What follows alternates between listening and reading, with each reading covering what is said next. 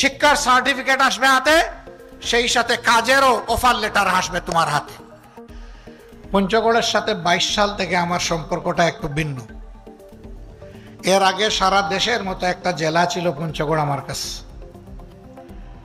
22 সালের নৌকাডুবিতে যখন আসলাম, এই সংখ্যা কি 72 না 82 ছিল? 72 ছিল।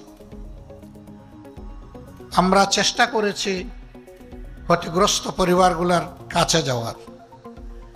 একটাই ছোট শিশুকে কুলে নেওয়ার সুযোগ হয়েছিল, সেই শিশুটি আজকে এখানে এসেছে। আমি বলেছিলাম যে ওরা একটু নিয়ে আসবেন, আমি একটু দেখব।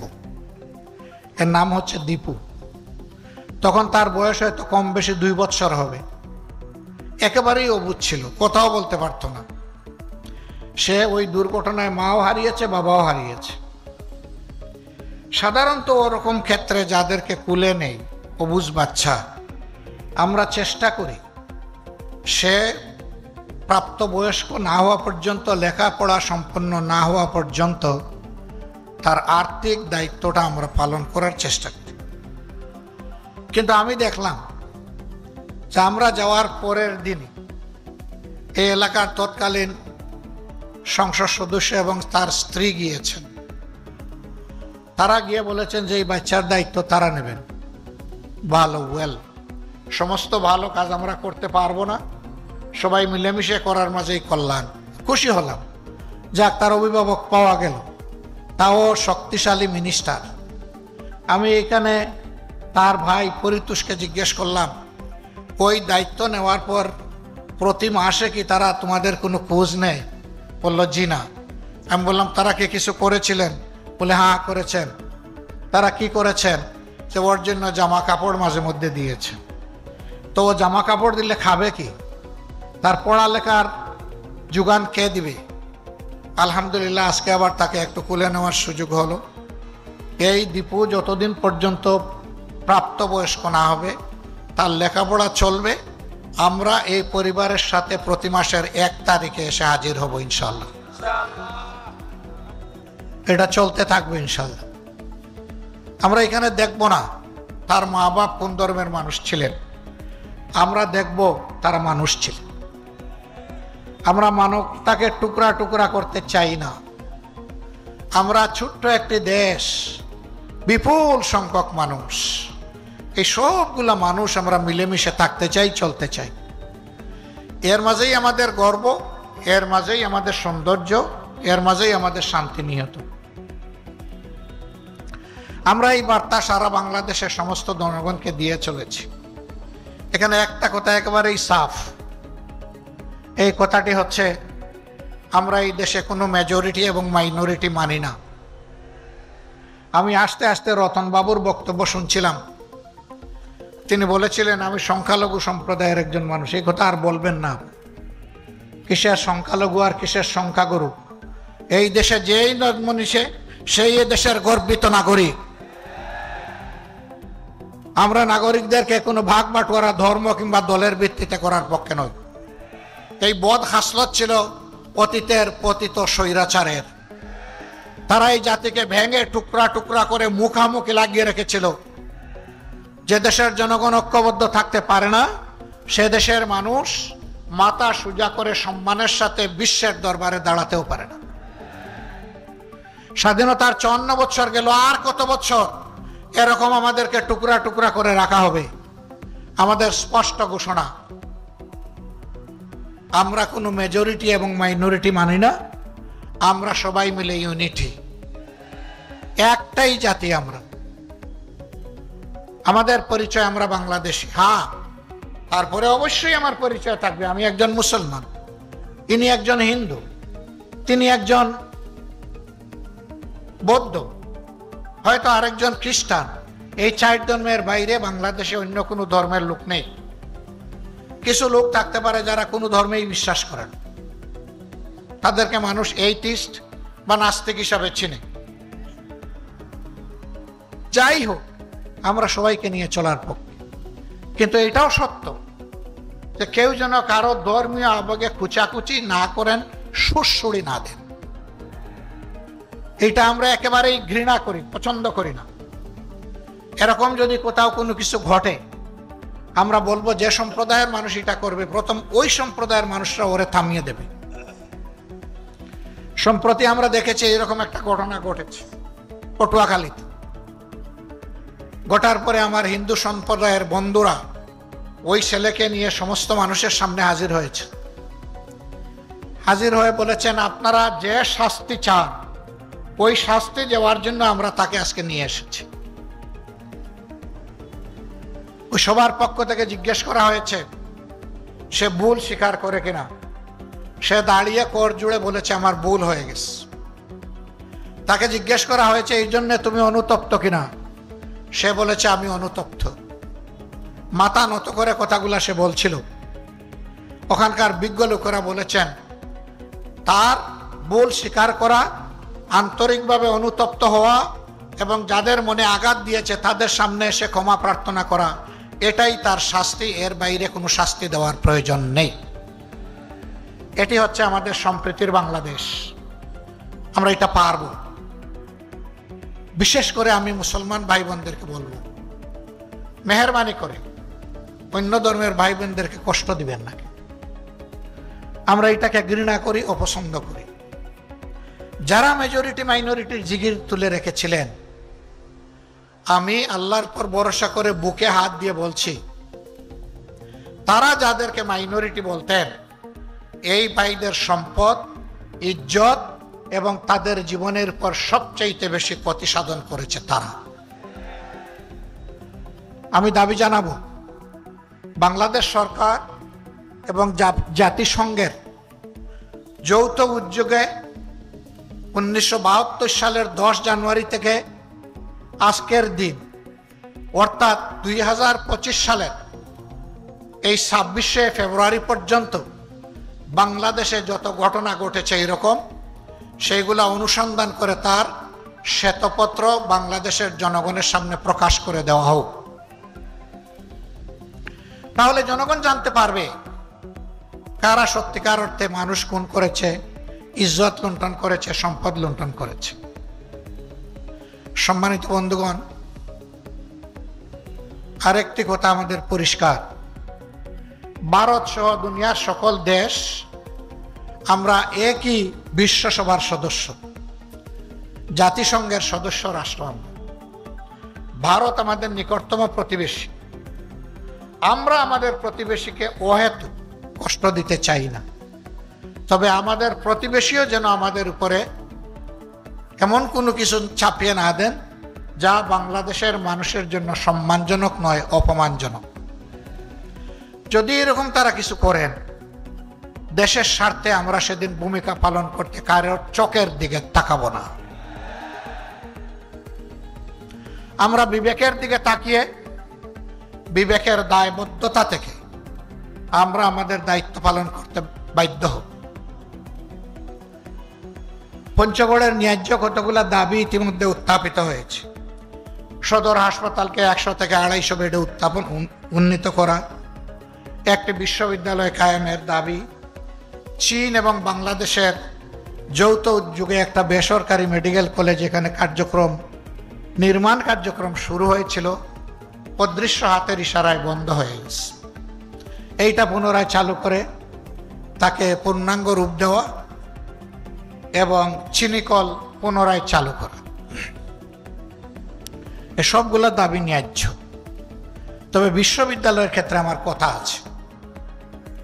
পঞ্চগড় এখন কৃষিজ উৎপাদনে বাংলাদেশের একটা শীর্ষস্থানীয় জেলা।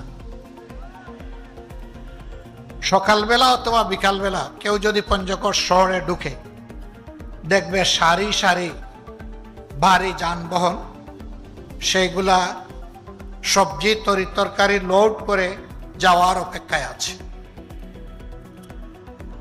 অথচ বিভিন্ন মৌসুমে যে সমস্ত সবজি এবং তরকারি উৎপাদন হয়, শুধু সবজি তরকারি না, এখানে কিন্তু এখন অনেক দামি ফল ফলাদি উৎপাদন হয়। কিন্তু এগুলা সংরক্ষণের জন্য বাস্তব কোনো ব্যবস্থা নেই, সরকারি কোনো উদ্যোগ নেই। এগুলা সংরক্ষণ করলে কৃষি তার ন্যায্য পাওনাটা পেত কৃষক, আর জনগণ ন্যায্য মূল্যে এই জিনিসগুলা পেয়ে যেত সারা বছর। আমি দাবি করব এখানে একটা কৃষি বিশ্ববিদ্যালয় চালু করা। পঞ্চগড়বাসীর জন্য এটি হবে সবচাইতে উপকারী। সাধারণ শিক্ষায় শিক্ষিত হয়ে বেকারের মালা গলায় নিয়ে ঘোরার চাইতে একজন কৃষিবিদ 1 সেকেন্ডের জন্য কখনো বেকার থাকে না। আমরা সেই রকম একটা শিক্ষার বন্দোবস্ত এখানে করার জন্য জোর দাবি জানাই। আমার কাছে বন্ধুরা দাবি জানিয়েছিলেন, মনে হয়েছে আমি বোধহয় সরকার চালাই। না, আমিও আপনাদের মধ্যে একজন সাধারণ পাবলিক। তবে আমার একটা গলা আল্লাহ তাআলা দিয়েছে, এই জন্য যে দাবিটাকে যথার্থ মনে করি তার পক্ষে আমি চিৎকার দেওয়ার চেষ্টা করি। আপনাদের এই দাবির সাথে আমি একমত। এই দাবি এই সরকার কতটা পালন করতে পারবে আল্লাহ ভালো জানে, কিন্তু আপনাদেরকে কথা দিচ্ছি, এদেশের ইসলাম প্রিয় দেশপ্রেমিক জনগণের নেতৃত্বে যদি সরকার গঠন হয় তাহলে আপনাদের দাবি হবে আমার দাবি, এবং দাবি আর উত্থাপন করতে হবে না। বরঞ্চ বৈষম্যহীন বাংলাদেশে যে এলাকা বঞ্চিত সেই এলাকা সবার আগে তার পাওনা ফেরত পাবে ইনশাআল্লাহ। আর যে এলাকা পেয়ে গেছে তারাও বঞ্চিত হবে না, তারা পাবে তাদের ন্যায্য হিস্সা। কিন্তু আগে দেখা হবে বঞ্চিত এলাকাকে। আমি পঞ্চগড়কে এমনই একটা বঞ্চিত এলাকা মনে করি। বলছিলাম আজকের আমার আশাটা কিছুটা ইমোশনাল। ওই দীপুর কারণে, দীপুর মতো সে যারা মা বাপ হারিয়েছে তাদের কারণে। আমি তাদেরকে কথা দিয়েছিলাম, পঞ্চগড়ে আসলে আমি তোমাদের সামনে হাজির হব, তোমাদেরকে দেখার চেষ্টা করব। জেলে ছিলাম, এই ঘটনার পরেই সরকার আমাকে মেহেরবানি করে রাষ্ট্রীয় অতিথিশালায় পাঠিয়ে দিয়েছিল। 15 মাস জেলে ছিলাম, আমি এর ভিতরে আসতে পারিনি। জেল থেকে মুক্তি হয়ে 1.5 মাসের ভিতরে আমার সর্বপ্রথম সফর ছিল পঞ্চগড়ে, এবং সর্বপ্রথম আমি এই ভাই বোনদের সামনে এসে হাজির হয়েছিলাম। আমি এদেরকে বলেছিলাম, এটি আমার মুখের কথা নয়, তোমাদেরকে পরিবারের সদস্য হিসাবে ধারণ করলাম। যতদিন বেঁচে থাকি সেই ফিলিংস নিয়ে আমি বেঁচে থাকবো ইনশাআল্লাহ। আজকে তারা যারা এখানে হাজির আছেন তাদেরকে একই বার্তা দিয়ে যাচ্ছি। আমরা বাংলাদেশকে একটা মানবিক বাংলাদেশ হিসাবে গড়ে তুলতে চাই।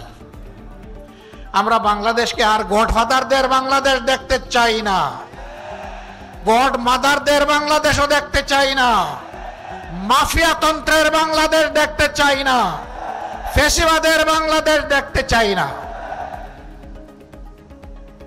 2006 সালের 28 অক্টোবর থেকে 2024 সালের 5 আগস্ট পর্যন্ত ফ্যাসিবাদীদের হাতে যারা জীবন দিয়েছেন, আমি তাদের সকলের প্রতি গভীর শ্রদ্ধা জ্ঞাপন করছি। সম্মানিত ভাইরা, আপনারা জানেন, বিশেষ করে 24 আন্দোলনে যারা জীবন দিয়েছেন, আমি এবং আমাদের প্রিয় দল প্রত্যেকটি শহীদ পরিবারে গিয়ে আমরা হাজির হয়েছি। তাদেরকে সান্ত্বনা দিয়েছি, তাদের জন্য দোয়া করেছি, তাদের কাছ থেকে দোয়া চেয়েছি। এরপরে যারা আহত পঙ্গু হয়েছিল, আমরা এখন তাদের দুয়ারে দুয়ারে ঘুরি। এ সংখ্যাটা বিশাল, 34,000। এই মানুষগুলো সবার দুঃখ দূর করতে পারবো না, কিন্তু আমরা তাদেরকে বার্তা দিতে চাই, এই বেদনা এই কতটুকু তোমাদের নয়, তোমরা জাতির গর্বিত সন্তান, তোমরা জাতীয় বীর, আমরা আছি তোমাদের সাথে, এবং আজীবন আমরা তোমাদের কাছে কৃতজ্ঞ। আমি যুবক ভাইদেরকে বার্তা দিতে চাই, আগামী দিনের বৈষম্যহীন, দুর্নীতি দুঃশাসন মুক্ত মানবিক বাংলাদেশ গড়ার জন্য তোমাদেরকে আরেকবার গর্জন করতে হবে, জেগে উঠতে হবে। আমিও তোমাদের সাথে থাকবো ইনশাল্লাহ। এখন বলবা, আপনি বললেন যুবকদেরকে, আপনার তো আপাদমস্তক সব সাদা দেখতেছি। নো প্রবলেম, আমার বাহ্যিক কালার সাদা হয়েছে, বুকের ভিতরের কালার আমার তরুণ আলহামদুলিল্লাহ।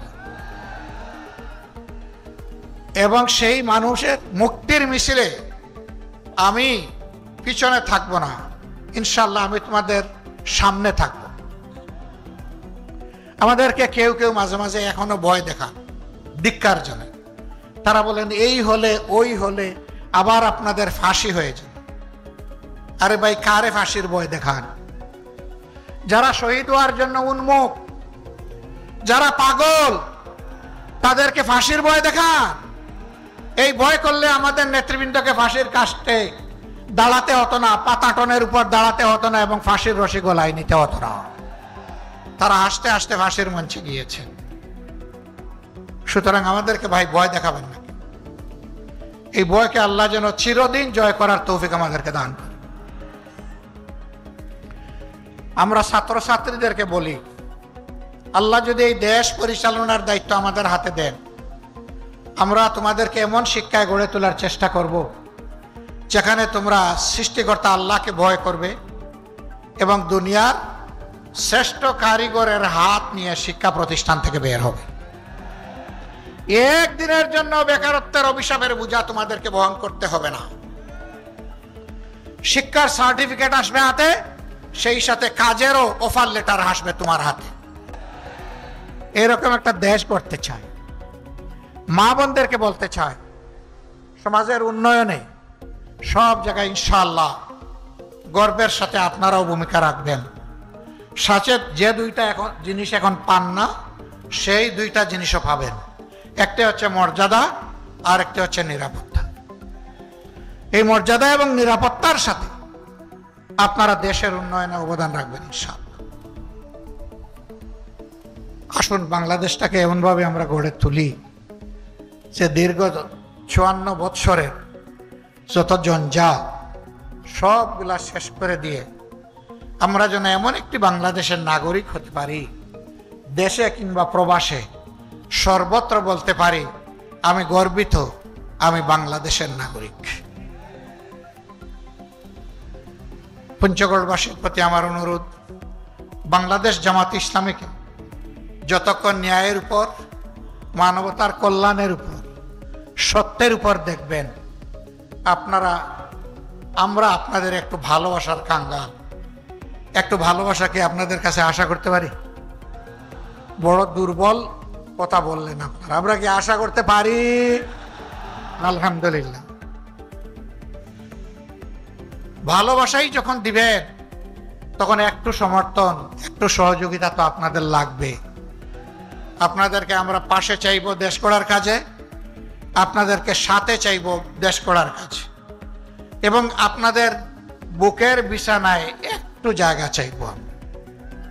ওই জায়গাটা পেয়ে গেলে আমরা কথা দিচ্ছি ইনশাআল্লাহ মানবিক বাংলাদেশ আপনাদেরকেই সাথে নিয়ে আমরা গড়ে তুলব। আল্লাহ আমাদের সহায় হোক। আল্লাহ হাফিজ। বাংলাদেশ জিন্দাবাদ। বাংলাদেশ জামাত ইসলামী জিন্দাবাদ। আসসালামু আলাইকুম ওয়া রাহমাতুল্লাহি ওয়া বারাকাতুহু। লিল্লাহি